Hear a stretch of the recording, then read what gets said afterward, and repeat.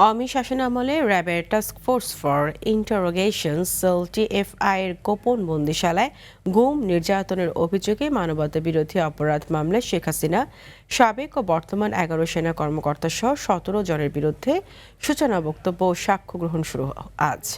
বিচারপতি গোলাম মর্তুজা মজুমদারের নেতৃত্বাধীন আন্তর্জাতিক অপরাধ ট্রাইব্যুনাল 1-এ হবে এই বিচারিক কার্যক্রম। একই ট্রাইব্যুনালে জুলাই আন্দোলনে ইন্টারনেট বন্ধ করে হত্যার নির্দেশ সহ সুনির্দিষ্ট 3 অভিযোগে সজীব ওয়াজেদ জয় ও সাবেক আইসিটি প্রতিমন্ত্রী জুনায়েদ আহমেদ পলকের মামলায় আনুষ্ঠানিক অভিযোগ গঠনের আদেশ আজ। অন্যদিকে ট্রাইব্যুনাল 2-এ গণ অভ্যুত্থানের প্রথম শহীদ আবু সাইদ হত্যা মামলায় রাষ্ট্রপক্ষের যুক্তিতর্ক। এছাড়া কুষ্টিয়ায় 6 জনকে হত্যাসহ 3 অভিযোগে আওয়ামী লীগ নেতা মাহবুবুল আলম হানিফ সহ 4 আসামির বিরুদ্ধে করা মামলায় এবং সুনির্দিষ্ট 8 অভিযোগে জাসদ সভাপতি হাসানুল হক ইনুর মামলায় সাক্ষ্য নেওয়া হবে। এদিকে সকালে ট্রাইব্যুনালে এসে আত্মসমর্পণ করেছে 71-এর যুদ্ধাপরাধের মামলায় মৃত্যুদণ্ডপ্রাপ্ত আসামি আবুল কালাম আজাদ।